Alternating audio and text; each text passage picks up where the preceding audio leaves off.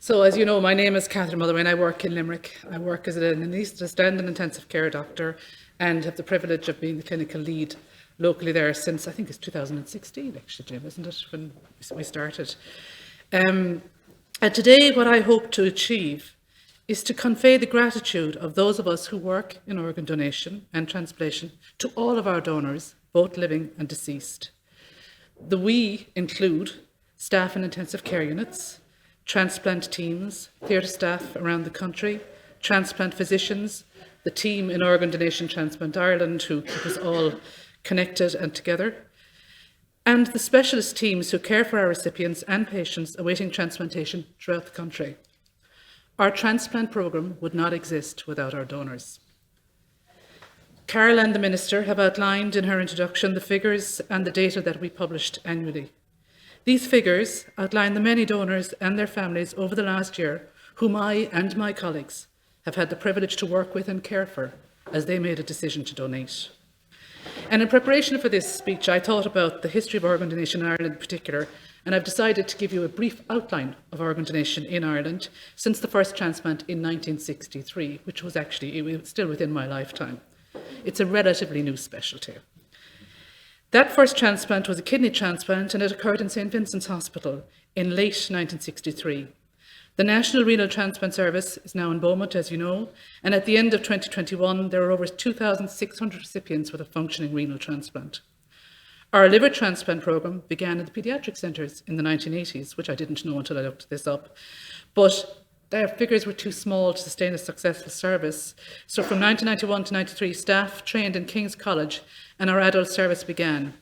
And there's now over 1,200 transplants been performed in that service. The first heart transplant was performed in 1985 with Maurice Nelligan, a man I had the pleasure to work with many years ago in Dublin. And that's been followed by over 400 transplants. And our lung transplant programme was provided initially in the United Kingdom, but was relocated to the Mater between 2007 and 2014 with now over 300 transplants performed. Pancreas transplantation was a little bit later. That commenced in the early 90s and frequently is performed in conjunction with kidney transplants. And that is now housed in St. Vincent's, but was initially done in Beaumont. I remember many as transplanters. I worked in Beaumont in the 90s. In all, I did some checking. We have over 3,000 deceased donors who have given the gift of life in the last 58 years, and over 600 living donors. Those donations have resulted in over 7,300 transplants. The lives of transplant recipients, as we have seen today, are saved and enriched by organ donation. Many of our recipients go on to become parents post-transplant, multiplying this enduring gift of life. A colleague was telling me the other day when I was looking for some of these figures that he had a transplant recipient who had just given birth to twins. This is such a wonderful thing for that individual. The need for organs continue to exceed the supply nationally and internationally. COVID has challenged us, and it challenged us in donation and transplantation. They were significantly affected, but we do continue to work to update our knowledge and our guidance regularly.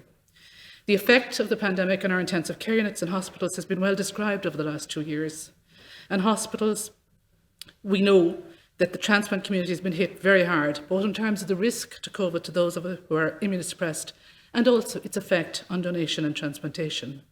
The successful rollout of the vaccination programme and boosters where advised will, we hope, continue to protect us as individuals and as a population.